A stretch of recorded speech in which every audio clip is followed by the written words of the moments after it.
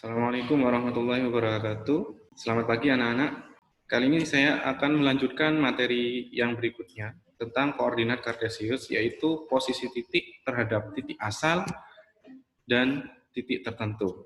Ini digunakan untuk mengetahui posisi terhadap suatu titik, misalkan dari titik A ke titik B itu jaraknya berapa satuan, dari titik 0,0 ke titik B itu berapa satuan. Itu untuk mengetahuinya, mari kita menyaksikan tayangan video pembelajaran berikut.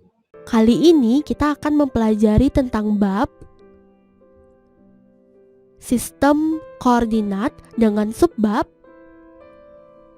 posisi titik terhadap titik asal yaitunya 0,0 dan terhadap titik tertentu yaitunya H, K. Kita lihat penjelasannya. Di sini kita akan menjelaskan mengenai posisi titik terhadap titik asal yaitunya 0,0. Jadi inilah pembahasan kita pada hari ini. Di sini kita akan langsung ke contoh, yaitunya kita akan menggambarkannya pada kertas grafik atau disebut juga dengan milimeter block. Kita perhatikan seperti ini. Di sini telah ada kertas grafiknya. Maka di sini kita akan menggambarkan sumbu X dan sumbu Y-nya seperti ini, X, Y, dan di sini juga ada titik perpotongan yaitu titik asal 0,0. Berikutnya, di sini pada sumbu X kita akan menuliskan sebuah angka, di sini ada 1 dan pada sumbu Y ada 2. Pada titik sumbu X dan sumbu Y ini kita hubungkan, maka di sini terbentuklah sebuah titik koordinat. Kita beri nama titiknya yaitunya titik A yaitu 1,2, yang mana 1 ini pada sumbu X dan 2 pada sumbu Y. Maka pada titik A ini kita akan melihat posisinya terhadap titik asal 0,0. Maka kita di sini akan melangkah dimulai dari titik asal 0,0.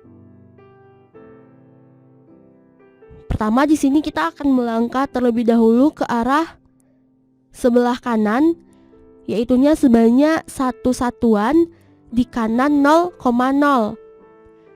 Karena di sini kita akan menuju pada titik A, maka kita di sini berjalan lagi ke arah atas dari 0,0 sebanyak yaitunya sebanyak 2 satuan di atas 0,0. Jadi inilah posisi titik A terhadap titik asal 0,0, yaitu yang pertama tadi 1 satuan di kanan dari 0,0 dan 2 satuan di atas 0,0. Baiklah, dari sini bisa kita simpulkan bahwa pada kuadran 1 ini posisi titik terhadap titik asal 0,0 yaitunya kita misalkan di sini ada titik P, A, B yaitunya A satuan ke kanan dan B satuan ke atas. Ini pada kuadran yang pertama. Selanjutnya kita lihat contoh berikutnya. Pada sumbu X di sini kita tuliskan lagi ada -2 dan pada sumbu Y ada 1. Maka kita hubungkan seperti ini dan ada sebuah titik koordinat. Kita tuliskan di sini namanya adalah B dengan -2,1, -2 pada X dan 1 pada Y. Kita lihat posisinya terhadap titik asal 0,0. Pertama, dari titik 0,0 ini kita berjalan atau melangkah sebanyak yaitunya sebanyak 2 satuan di kiri 0,0. Jadi untuk menuju titik B -2,1 dari 0 pertama kita melangkah terlebih dahulu ke arah kiri. Kemudian dilanjutkan dengan yaitunya ke arah atas 1 satuan di atas 0,0. Jadi bisa kita simpulkan pada kuadran kedua ini bahwa posisi titik terhadap titik asal 0,0 yaitunya kita misalkan di sini ada titik P min A, B yaitu A satuan ke kiri dan B satuan ke atas. Ini pada kuadran yang kedua.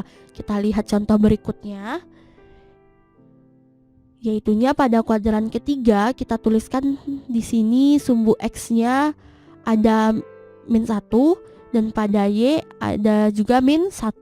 Maka kita hubungkan seperti ini dan terbentuk sebuah titik, yang mana titik koordinat ini kita beri nama C dengan -1, -1 pada X dan -1 juga pada Y.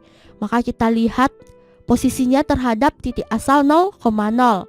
Kita lihat pertama dari sumbu X, yaitunya dari 0 kita berjalan satu satuan di kiri 0,0. Kemudian kita lihat terhadap sumbu Y, yaitunya kita berjalan atau melangkah satu satuan di bawah 0,0. Ini pada kuadran ketiga. Jadi bisa kita simpulkan pada kuadran ketiga ini bahwa kita misalkan dengan titik P, yaitunya -A, -B, yaitu A satuan ke kiri dan B satuan ke bawah.